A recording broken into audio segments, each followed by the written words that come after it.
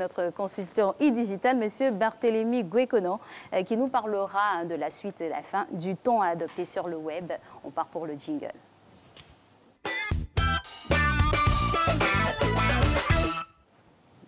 Bonjour M. Conan. Bonjour Alice, bonjour aux téléspectateurs. Bonjour. Petit commentaire sur l'affaire Régis Kofi, réseaux sociaux. Je pense que M. Régis Kofi devait avoir un compte sur Facebook, surtout sur Twitter. C'est un homme de médias qui est, on va dire, qui fournit les actualités aux auditeurs, les téléspectateurs. C'est important pour lui d'avoir un compte sur Twitter. Et quelles devraient être les informations qu'il véhiculerait? Alors c'est le relais, d'abord, premier temps, le relais de toutes les informations qu'il partage à l'antenne. Mais surtout, c'est spécialisé peut-être en politique internationale, en relations internationales, en relations, enfin en information dans une discipline presse voilà, bien définie. Et peut être on va dire, un expert, un référent dans ce genre de domaine-là, sur Twitter. Donc si moi je suis sur Twitter, je m'abonne à lui parce que je sais que j'aurai les premières informations qui viennent peut-être du pays profond ou alors d'un pays particulier de l'Afrique du monde. Et ouais, tout ceci pour entamer le sujet qui nous occupe aujourd'hui, le ton à adopter sur le web. On va faire un petit récap pour tous nos téléspectateurs et puis terminer. Effectivement, Alice, oui, la semaine dernière, nous avions parlé de ton comme étant la façon de dire quelque chose, de passer votre message à votre cible. Et nous avions vu l'importance de ce fait-là. Aujourd'hui, nous allons voir quel ton adopter en fonction que vous soyez entreprise ou particulier. Et on a une des slides qui s'affiche là. Exactement, là, c'est ce qu'on a vu la semaine dernière. C'était l'intérêt du ton. Donc, on avait expliqué que le ton, c'est tout ce qui vous permet de transmettre l'ambiance émotive dans un message. En gros, dans le langage parlé, nous avions, comme nous avons expliqué, des gestes, nous avons les expressions faciales, nous avons les intonations de voix qui nous permettaient de dire, voilà, telle personne dit tel message avec tel ton coloré, ton tragique, ton lyrique. Dans le langage, on va dire web, n'a pas donc, tous ces codes-là. Donc, ce sont ce qu'on appelle les champs sémantiques, ce sont les ponctuations, ce sont tous ces mots qu'on utilise là qui nous permettent de dire le ton.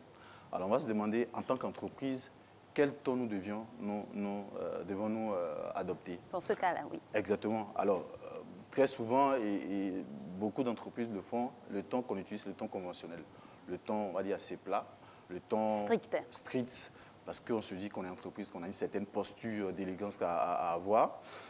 Mais ce n'est pas ce qu'il faut.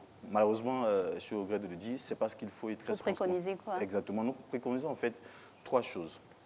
Lorsque nous sommes en entreprise, la première des choses à regarder lorsque nous voulons communiquer sur les réseaux sociaux, ce sont ce qu'on appelle le contexte. Et puis l'ambiance, on va dire l'état d'esprit émotionnel donc, de la cible. Alors, on prend un petit exemple. Vous imaginez que vous êtes reçu, voilà, vous êtes reçu on va dire dans un contexte peut-être on va imaginer que dans un temps donné, vous avez eu beaucoup de cas d'indigestion due à, voilà, dû à peut-être un microbe avalé par, voilà. Si vous êtes dans une entreprise donc, de fast-food, lorsque vous allez communiquer, vous allez prendre en compte ce fait que beaucoup de personnes ont été intoxiquées par, voilà. Vous n'allez pas communiquer comme ça sans faire rassurer, sans rassurer donc la cible qui, en ce moment-là, va penser aux conditions d'hygiène, en fait. Donc, vous allez faire attention à ça. Deuxième chose, c'est est-ce que vous allez communiquer sans prendre en compte l'état émotionnel de la cible qui, oui, comme je le disais, va avoir peur peut-être d'acheter tout ce qui est fast-food. Donc, vous prenez en compte le contexte et l'état émotionnel au moment où vous communiquez. Maintenant, votre message, comment vous le formulez en se basant sur vos valeurs. Si vous êtes une entreprise, par exemple, qui est dans l'innovation, qui est dans on va dire, la technologie, vous n'allez pas parler de façon conventionnelle parce que vous restez conventionnel. Vous allez également tenir compte de votre cœur de cible. Vous êtes dans l'innovation, donc forcément, la plupart des personnes qui sont là sont des personnes qui sont assez décontractées, connectées. Vous avez utilisé un langage qui comprenne. Différentes franges de population à toucher. Exactement. Et enfin, la concurrence.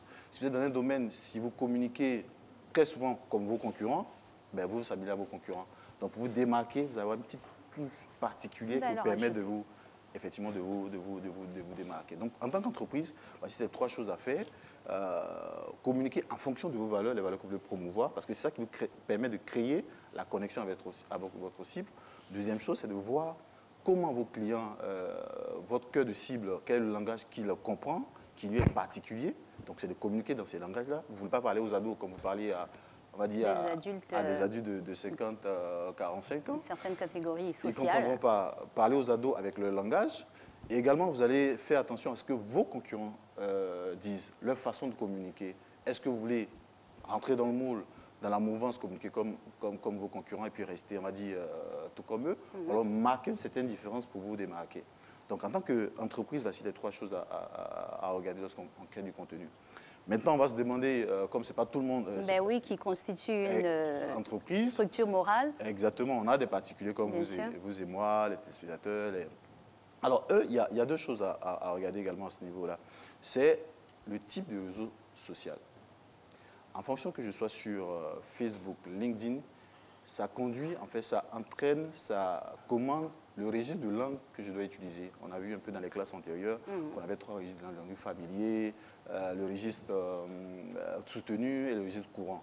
Donc, il y a certains réseaux sociaux qui, pour eux, il est mieux d'avoir un registre soutenu comme LinkedIn. Si vous êtes sur LinkedIn, vous êtes un professionnel, vous êtes obligé, non pas obligé, mais vous êtes tenu d'avoir un langage soutenu. Ce qui n'est pas le cas quand vous êtes sur Facebook. Donc, en fonction du réseau social, vous avez un registre de langue à adopter. Ensuite, il y a l'esprit du message que vous véhiculez.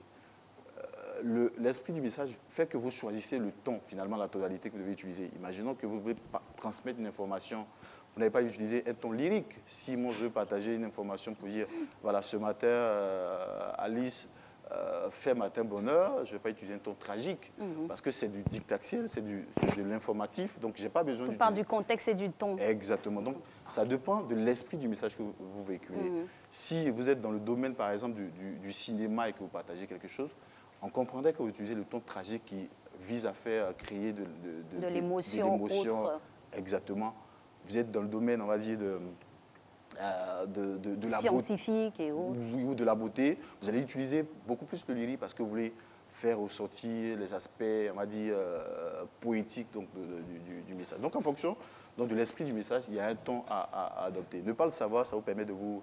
Ça vous amène à vous, voilà, à vous étaler, à vous aller dans tous les sens et c'est très souvent dommage pour votre marque.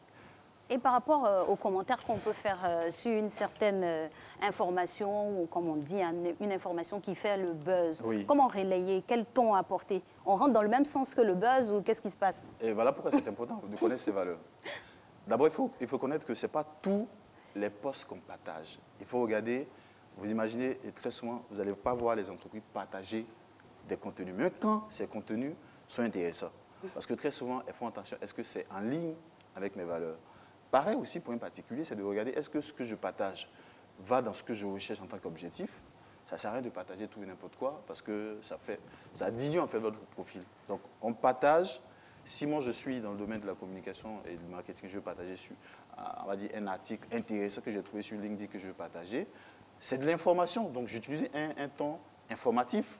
Je ne vais pas rentrer dans tout ce qui est voilà, poétique, lyrique, parce que ce n'est pas le lieu de montrer ce genre d'émotion. En fait. Et des fois aussi, on a de l'opportunisme commercial. Exactement. Qu'importe la cible, on relaie les mots clés qui font actuellement, qui sont tendance, qui sont plus utilisés par la masse. Exactement.